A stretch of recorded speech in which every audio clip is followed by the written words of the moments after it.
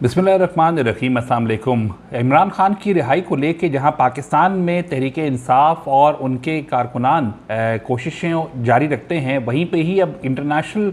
Powers भी जो हैं वो इसमें अपना इनपुट देना शुरू हो गई हैं। जो बात पहले यूनाइटेड स्टेट्स के कांग्रेस की तरफ से जो है एक पास की गई रेजोल्यूशन से शुरू हुई, जिसको पाकिस्तान के अंदर बड़ा ही सख्त असरात उसके हमें देखने को मिले। अब एक और कॉल आ गई है, और वो भी एक इंटरनेशनल ग्लोबल बॉडी से आई है, जिसके ह्यूमन राइट्स के वर्किंग ग्रुप ने ये कहा है कि इमरान खान को फौरी तौर के ऊपर रिहा किया जाए, क्योंकि उनको जो अभी जेल में रखा है, उनके खिलाफ जो केसेस बनाए हैं वो आर्बिट्ररी हैं। आर्बिट्ररी मतलब मनमानी के तहत बनाए गए हैं। तो असल मकसद उनको इलेक्शन से दूर रखना और उनके खिलाफ गलत कार्रवाइयाँ करना है। अब ये मामला है क्या, इसके हवाले से आज तफसील में बात करते हैं। उससे पहले आपसे रिक्वेस्ट, आपने देखा होगा मेरे चैनल के ऊपर से मेरी 400 से ज़्यादा वीडियोस डिलीट हो गई हैं, वो भी एक अलग कहानी है। वो अब उसके बाद अब मैंने चैनल का नाम चेंज किया है, और उसके बाद से अब आपसे रिक्वेस्ट ये है कि आप प्लीज़ मुझे सपोर्ट कीजिए और चैनल को सब्सक्राइब कीजिए, बेल आइकॉन प्रेस कीजिए, वीडियो को ज़रूर शेयर करिएगा और कमेंट सेक्शन में अपना फीडबैक भी ज़रूर दीजिएगा। आपकी सपोर्ट से ही ये एफ़र्ट आगे बढ़ सकती है, अदरवाइज़ इस एफ़र्ट का कुछ हासिल असूल नहीं है। अब बात हो रही है इमरान खान साहब की। इमरान खान साहब को जब से जेल में डाला है, फरवरी 8 के इलेक्शंस को लेके, रिजीम चेंज के नैरेटिव को लेके, और उसके बाद जिस तरीके से इलेक्शन से पहले खान साहब के ऊपर जो है केसेस जिस स्पीड में चलाए गए ताकि जो है वो उनको जेल में रखा जाए, इलेक्शन डे से दूर रखा जाए, पार्टी का बल्ले का सिंबल ले लिया, पार्टी ने कंटेस्ट नहीं किया, ये तमाम चीज़ें जो हैं अब इंटरनेशनल वॉइसेस के अंदर भी, इंटरनेशनल पावर्स के ज़रिए भी जो है वो पाकिस्तान की हुकूमत को चैलेंजेस दे रही है। यूनाइटेड स्टेट्स के कांग्रेसमैन की तरफ से जो है एक मेजॉरिटी वोट किया गया था, जिसके अंदर मेजॉरिटी जो थी उसने इसके फेवर में रेजोल्यूशन पास की थी कि पाकिस्तान में जो इलेक्शंस हुए हैं उनके अंदर मसाइल मौजूद हैं, और बाइडेन एडमिनिस्ट्रेशन को कहा गया था कि वो पाकिस्तान के साथ मिल के कोलैबोरेट करे, और साथ ही जो है इन सारे कंसर्न्स को, जिसमें तहरीक इंसाफ को ख़ास तौर पे मेंशन किया गया और कहा गया कि उनको उनके खिलाफ जिस तरीके से कार्रवाई की गई है वो क्लियर ह्यूमन राइट्स की वायलेशंस हैं। लोगों को अरेस्ट करना, बेजा जेल में रखना,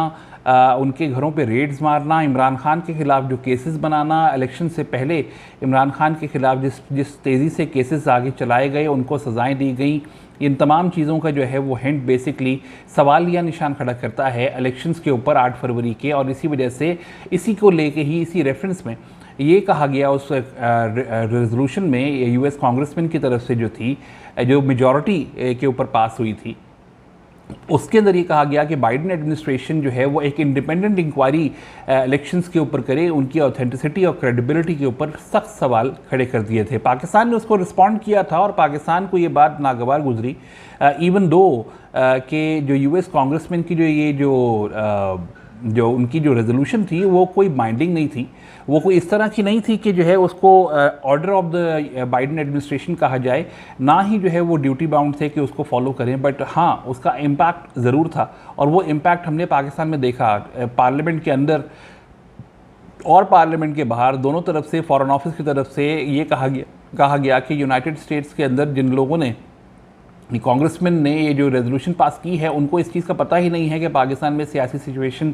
है क्या। ये पाकिस्तान के फॉरेन ऑफिस ने कहा। हमारे डिप्टी प्राइम मिनिस्टर और फॉरेन मिनिस्टर इसहाक डार साहब ने कहा कि ऐसी बात है तो फिर हम अपनी रेजोल्यूशन लेके आएंगे, और अपनी एक और रेजोल्यूशन ला के उसको पास करवाया गया, और वो भी मेजॉरिटी से पास करवाया गया, जिसमें ये कहा गया कि ये जो यूनाइटेड स्टेट्स ने जो किया है, जो रेजोल्यूशन पास की है उनके कांग्रेसमैन ने, ये डायरेक्ट इंटरफेरेंस है पाकिस्तान के इंटरनल मैटर्स में, और इसलिए उनको हम रिजेक्ट करते हैं। और साथ ही हम उनकी नज़रसानी उनको कहते हैं कि आप गज़ा के अंदर कीजिए, आप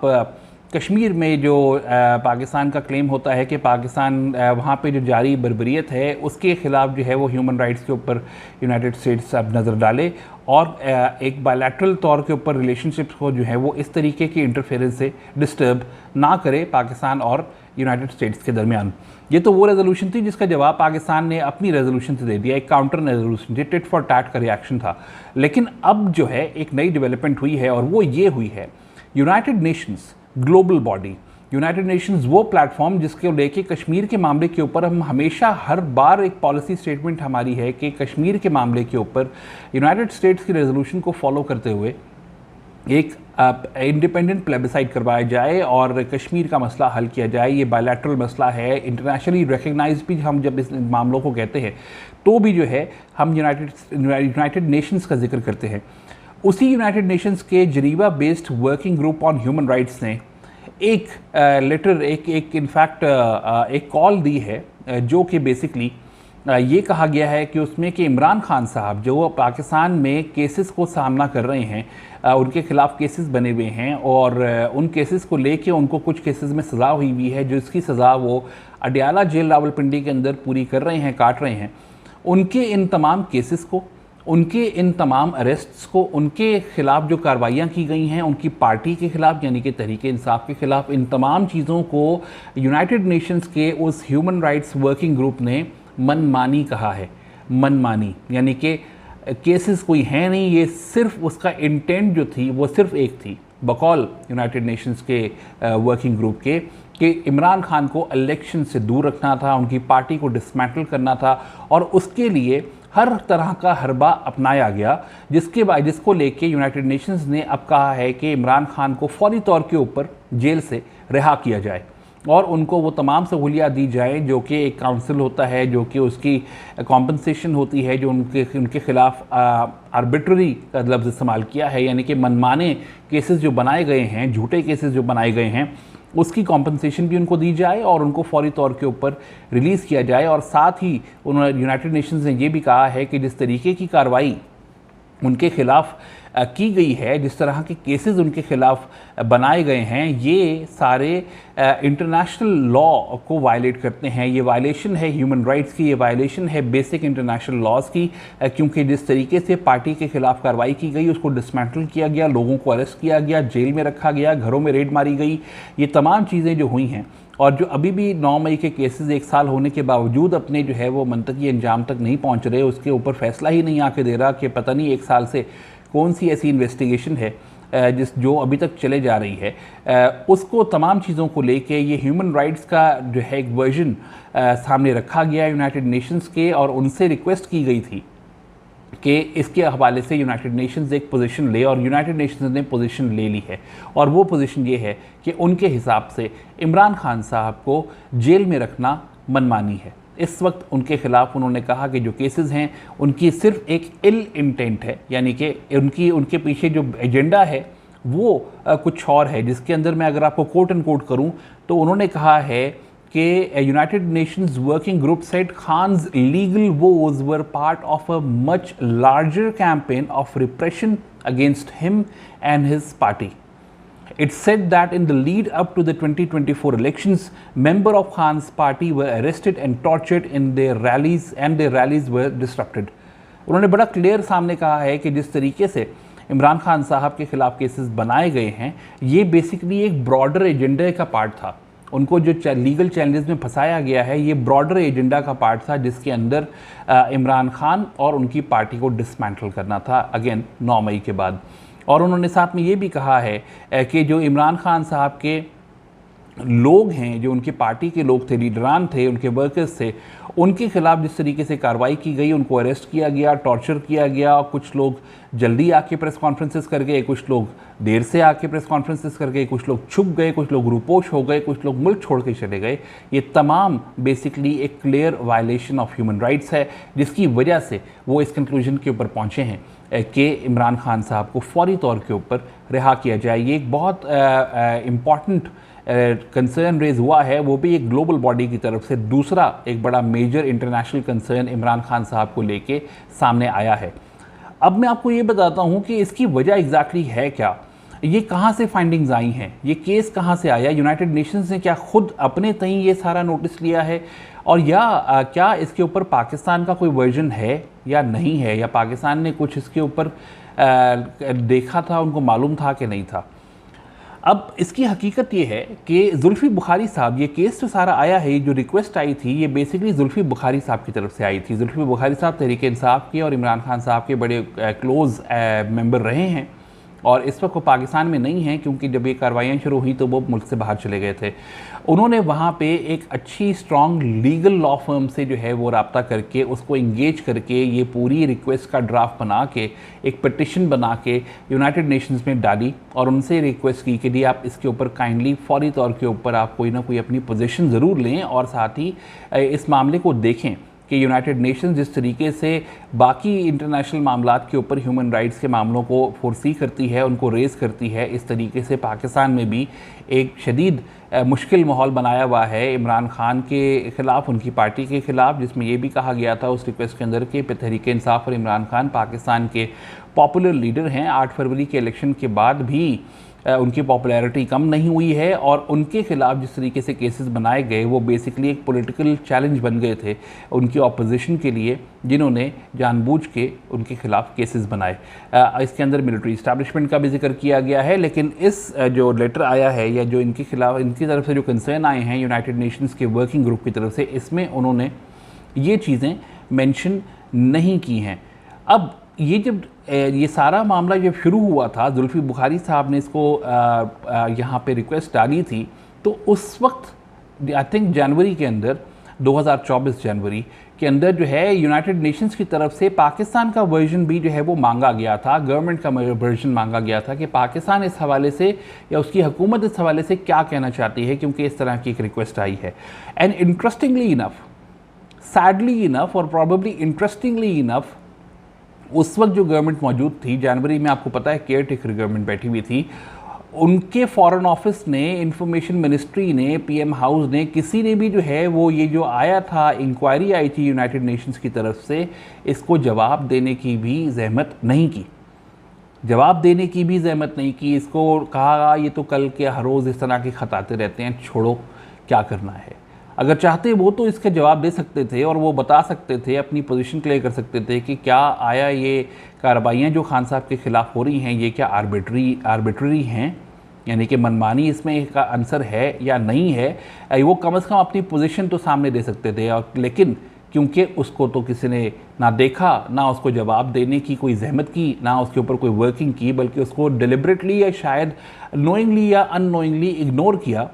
शायद इस वजह से भी क्योंकि फरवरी में इलेक्शन थे तो केयर टेकर गवर्नमेंट को क्या पड़ी थी कि इस तरह की कोई पोजीशन ले, शायद ये वजह थी, जो भी वजह थी। लेकिन बहरहाल यूनाइटेड नेशन के इस इंक्वायरी को कोई जवाब नहीं दिया गया, और यही वजह बनी कि जब उनके पास एक दूसरी पार्टी का, जिसको अक्यूज़ किया गया है जुल्फ़ी बुखारी की तरफ से, जब उनका जो सारा केस यूनाइटेड नेशन के सामने आ गया और पाकिस्तान का वर्जन आया ही नहीं, इवन दो उन्होंने रिक्वेस्ट किया तब भी नहीं आया, तो बेसिकली उन्होंने एक ही वर्जन को लेके अपनी ये कंक्लूजन ड्रॉ किया है और ये कंसर्न रेज किया है। और इसमें उन्होंने आप अगर वो देखें वो लेटर जो उन्होंने लिखा है या वो जो रेजोल्यूशन या फॉर दैट मैटर जो कंसर्न रेज किया है इन राइटिंग, उसके अंदर भी उन्होंने सोर्स का जिक्र किया है कि ये उनकी जो इन्फॉर्मेशन है जिसके ऊपर वो अपनी कंक्लूजन ड्रॉ कर रहे हैं ये सोर्स की है, और वो सोर्स जुल्फ़ी बुखारी हैं। जुल्फ़ी बुखारी ने केस आगे डाला था, पाकिस्तान को इसको रिस्पॉन्ड करना चाहिए था, लेकिन अगेन जैसा कहा पाकिस्तान को तो कोई तौफीक ही नहीं हुई, ना ही उनको कोई ख़ास परवाह थी कि वो इस तरह के लेटर को रिस्पॉन्ड करे। और आज उसका जो है ये वाला जो हरकत थी हमारी केयर टेकर गवर्नमेंट की, उसका जो है आपके पास ये एक और आ गया है सामने कि यूनाइटेड नेशन वर्किंग ग्रुप ने भी जो है वो सामने कह दिया है कि इमरान खान को फौरी तौर के ऊपर रिलीज़ किया जाए बाहर। चाहे आप ये कहिए कि पाकिस्तान ने रिस्पॉन्ड करता तो शायद कोई और जवाब होता, बिल्कुल ऐसा ही होता, लेकिन क्योंकि नहीं किया तो ये कंसर्न जो यूनाइटेड नेशंस की तरफ से आया है ये कोई छोटा नहीं है और इसकी वैल्यू भी बहुत है। इसकी ऑलमोस्ट वैसी ही वैल्यू है जैसे यूनाइटेड स्टेट्स के कांग्रेसमैन की पास की भी रेजोल्यूशन की वैल्यू थी। अब ये पता नहीं है कि हमारी हुकूमत इसको किस तरीके से देखती है, लेकिन ये मामला जो खान साहब का है ये जहन में रखना चाहिए कि इमरान खान साहब की जो पार्टी है वो उनके पीछे इंटरनेशनल लॉबिंग फर्म्स के ज़रिए वेस्टर्न कंट्रीज़ को इंगेज कर रही है। और ये पाकिस्तान के सामने जब आता है तो पाकिस्तान की हुकूमत जो है वो सिवाय अपना रेड फेस लेके बैठने के अलावा और कुछ नहीं करती, क्योंकि उनको शायद इस चीज़ की ना अकल होती है, ना शायद उनको इस चीज़ का इसकी वैल्यू का एहसास होता है। आखिरकार वही बचता है कि हम उसके जवाब में जो है वो बड़ी बड़ी स्पीचेस करते हैं और हम अपनी पार्लियामेंट में एक रेजोल्यूशन पास करवा देते हैं जिसको हम इंटरनल इंटरफेरेंस कहते हैं। होना तो ये चाहिए था कि अगर ऐसा ही कुछ था तो आप डिमार्च करते आप यूएस एम्बेसडर को बुलाते, और जबकि बुलाया भी था, डोनाल्ड ब्लूम आए थे मिलने के लिए रेजोल्यूशन पास होने से पहले पार्लियामेंट में, लेकिन उनको भी कोई डिमाश नहीं दिया गया। तो डिमाश देना चाहिए था, कुछ डिप्लोमेटिकली एक्टिविटी करते, और साथ ही जब इस तरह का आपके पास एक इम्पॉर्टेंट लेटर की इंक्वायरी आई हुई थी तो इसको भी जवाब देना चाहिए था। लेकिन क्योंकि अगेन जैसा मैंने कहा कि इनको कोई ख़ास परवाह थी नहीं, ना कोई फ़िक्र थी, ना ही कोई उनको इस चीज़ की इम्पोर्टेंस का अंदाज़ा था, तो इसलिए एक पार्टी ने तो जवाब ही नहीं दिया, पाकिस्तान की हुकूमत ने तो जवाब ही नहीं दिया कि वो बेसिकली हुकूमती लेवल के ऊपर खान साहब के ख़िलाफ़ क्या कार्रवाइयाँ कर रहे हैं। तो इसीलिए hearing only one side of the story, या hearing only one side of the request जो कि जुल्फी बुखारी ने तहरीक इंसाफ और इमरान खान के बिहाफ के ऊपर दी और उनकी रिलीज़ की रिक्वेस्ट की डिमांड की, वो डिमांड फिर सुनी भी गई, और उसको लेके जो है एक उसका पूरा detailed call for action Pakistan को दिया गया। और इंटरेस्टिंगली ये जहन में रखा जाए कि इसके अंदर उन्होंने ना सिर्फ इंटरनेशनल लॉ की वायलेशंस का जिक्र किया है, बल्कि इमरान खान साहब के ख़िलाफ़ जो केसेस हैं उनको भी मनमानी कहा है, कि यानी कि इस वक्त की हुकूमत और इस्टेब्लिशमेंट की ये मनमानी थी, इनकी अपनी मर्ज़ी थी, क्योंकि ब्रॉडर एजेंडा जो था वो इमरान खान को सियासत से और इलेक्शन से दूर रखना था। यही वजह है कि आज हमारे सामने एक और आया है, ये बड़ी डेवलपमेंट है, तहरीक इंसाफ के लिए एक बड़ी अचीवमेंट है, and obviously it also exposes the incompetency और lack of seriousness as part of the government is concern, क्योंकि उनकी ये जो लैक ऑफ कॉम्पिटेंसी थी या लैक ऑफ रियलाइजेशन थी कि इस तरह की चीज़ को भी इम्पोर्टेंस देनी चाहिए, ये तहरीक इंसाफ के फेवर में गई। तो इट इज़ मोस्ट सर्टनली जो पहली रेजोल्यूशन जो यूएस में आई थी वो भी एक उनकी लॉबिंग फर्म की और उनकी लॉबिंग की जो है वो सक्सेस थी तहरीक इंसाफ की, और ये वाली जो कॉल फॉर एक्शन आई है यूनाइटेड नेशन के वर्किंग ग्रुप की तरफ से, even though it is not a binding, but yet ये कॉल आना एक दूसरी बड़ी इंटरनेशनल बॉडी की तरफ से, ह्यूमन राइट्स ऑर्गेनाइजेशन की तरफ से, यूनाइटेड नेशंस जैसे ऑर्गेनाइजेशन की तरफ से, carries a lot of value and raises a lot of questions on what exactly is going on the political spectrum in Pakistan, क्योंकि पाकिस्तान के अंदर इलेक्शंस को लेके हर कोई सवाल खड़े कर रहा है, चाहे वो रूलिंग हो, चाहे वो अपोजिशन हो, चाहे वो अपोजिशन की कोalition हो, चाहे वो रूलिंग की कोalition हो, तो सब लोग यही बात कर रहे हैं कि इलेक्शंस में डिस्क्रिपेंसीज थी और वो बड़ी सीरियस डिस्क्रिपेंसीज थी। Let's see how the government handles it, but however this call of action from the United Nations Working Group holds pivotal value, is a great success for Tehreek Insaf, और इस तरह की रिक्वेस्ट आना, इस तरह का डिमांड आना, कॉल फॉर एक्शन आना यूनाइटेड नेशंस की तरफ से, जिसमें वो ना सिर्फ इमरान खान साहब के फौरी तौर के ऊपर कैद से रिहाई की अपील करें, डिमांड करें, बल्कि साथ ही उनके खिलाफ बनाए हुए केसेस को आर्बिट्ररी बोले, मनमानी बोले, और उसको एक broader agenda to keep Imran Khan against Imran Khan and Tehreek Insaf उनकी पॉलिटिकल पार्टी इसकी इनके खिलाफ कार्रवाई को हाईलाइट करें। ये चीज़ जो है एक बड़ी अचीवमेंट है। तहरीक इंसाफ के हवाले से अगर मैं बात करूं तो ऐसी वक्त में आ रही है जिस वक्त तहरीक इंसाफ के अंदर ऑलरेडी इमरान खान की रिहाई को लेके इन फाइटिंग बहुत चल रही है। इस चीज़ को लेके, इस सिनेरियो को लेके, वो जो डिटीरिएशन उनके अंदर आई हुई है पार्टी के अंदर, इस सिनेरियो के अंदर, इस सिचुएशन के अंदर इस तरह की यूनाइटेड नेशन से कॉल आना is probably going to help bind the party back together on one agenda, that is to release Imran Khan from jail and also have him get a clean chit on cases against him in the legal fraternity, in the legal spectrum and institutions of Pakistan. बहुत शुक्रिया।